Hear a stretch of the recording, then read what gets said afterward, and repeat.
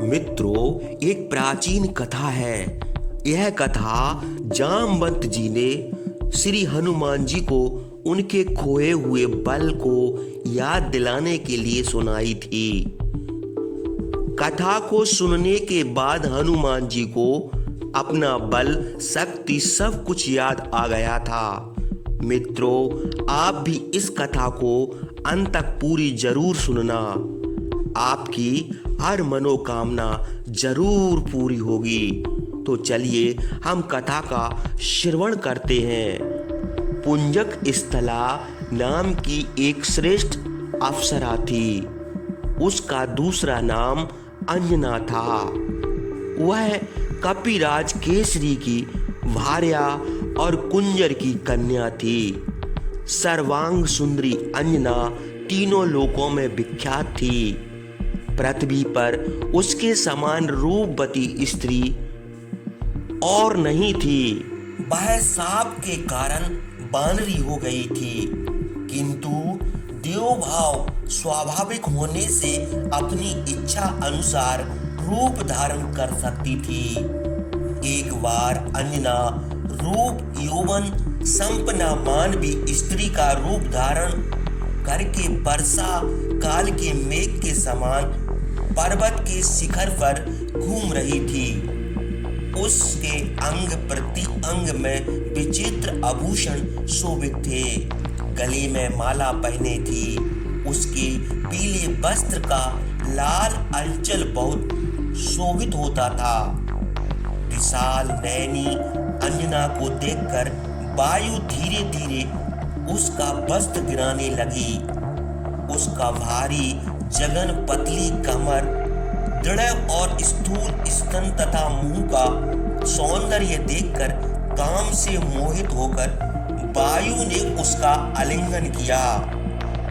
पतिव्रता अंजना ने कहा, मेरा पतिव्रत कौन नष्ट कर रहा है?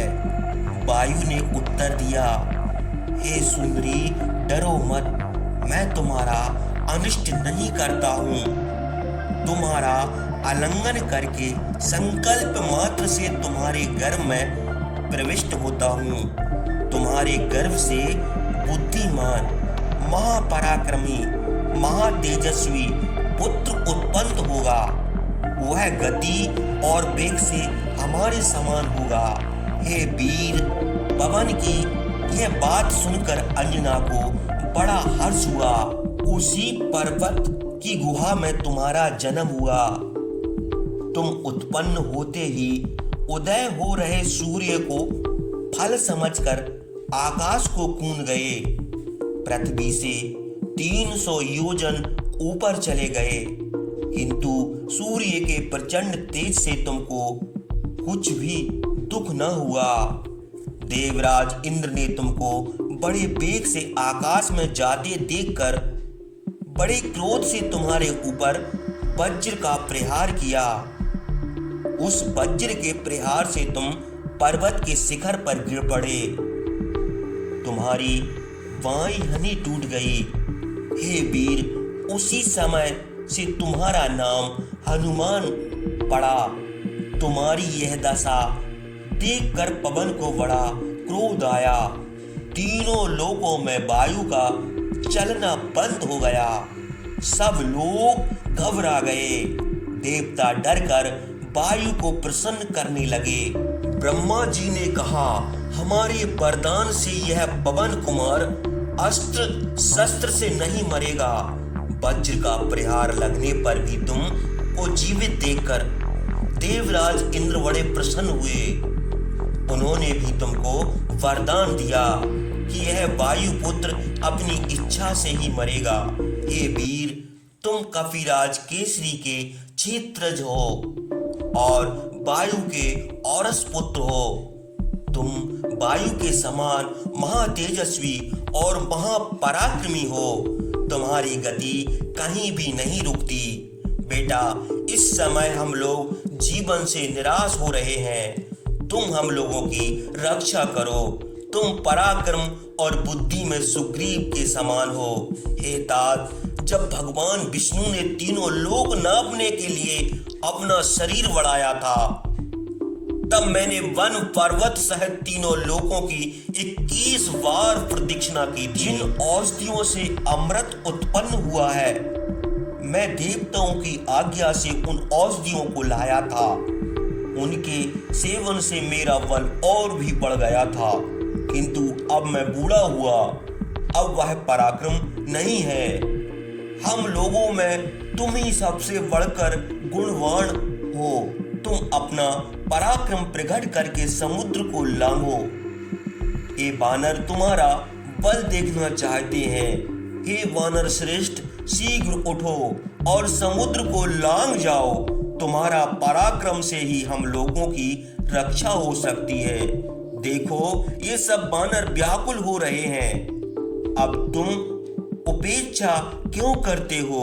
जैसे भगवान विष्णु ने तीनों लोगों को नाप लिए थे, वैसे ही तुम समुद्र को लांघ जाओ। जामवंत की ये बात सुनकर वानरों को प्रसन्न करते हुए पवन कुमार हनुमान ने समुद्र लांघने के योग्य रूप धारण किया। महावीर हनुमान ने जब समुद्र लांघने योग्य शरीर धारण किया, तब वानर प्रसन्न होकर गरजने लगे और उनकी स्तुति करने लगे।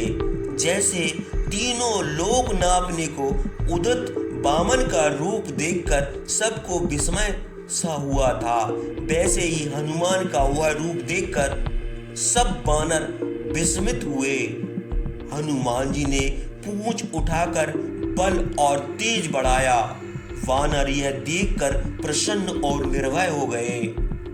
हनुमान पर्वत की गुहा में जम्हाई लेते हुए सिंह के समान देख पड़े। उनके तेज बिना धुएं की आग के समान हो गया। वे खड़े होकर वृद्ध वानरों को प्रणाम करके बोले, मैं अग्नि के मित्र महात्मा वायु का पुत्र हूँ। वे आकाश में चलते हैं, पर्वतों को उखाड़ सकते हैं। मैं उन्हीं के समान हूँ। मेरी गति कहीं भी नहीं रुकती। मैं कहीं विश्राम किए बिना आकाश को छूने वाला सुमेरु पर्वत की 1000 प्रदक्षिणा कर सकता हूँ। महासमुद्र को भुजाओं से मथ सकता हूँ। पर्वत और नद नदी समेत समूची पृथ्वी को हिला सकता हूँ। मेरी जांघों के वेग से बड़े बड़े जल जीवों को समेत समुद्र व्याकुल हो सकता है। मैं आकाश में उड़ते हुए पक्षी राज गरुड़ की 1000 प्रदक्षिणा कर सकता हूँ। उद्याचल से चले हुए सूर्य के साथ चलकर अस्ताचल पर उनसे पहले ही पहुंच सकता हूँ और फिर पृथ्वी पर न आकर बड़े वेग से उसी ओर लौट सकता हूँ। मैं सब ग्रह नक्षत्रों को लांघ सकता हूँ, समुद्र को सोख सकता हूँ, पृथ्वी को विदीर्ण कर सकता हूँ और पर्वतों को चूर्ण कर सकता हूँ। मैं जब बड़े वेग से आकाश मार्ग से चलूंगा, तब वृक्षों और लताओं के फूल मेरे पीछे दौड़ेंगे। आकाश में मेरा मार्ग स्वाति के मार्ग के समान हो जाएगा। हे वानरों, उसी समय तुम देखोगे कि मैं असीम आकाश में कभी ऊपर को जाता और कभी नीचे चला आता हूँ। सब प्राणी मुझे महामेरु पर्वत के समान देखेंगे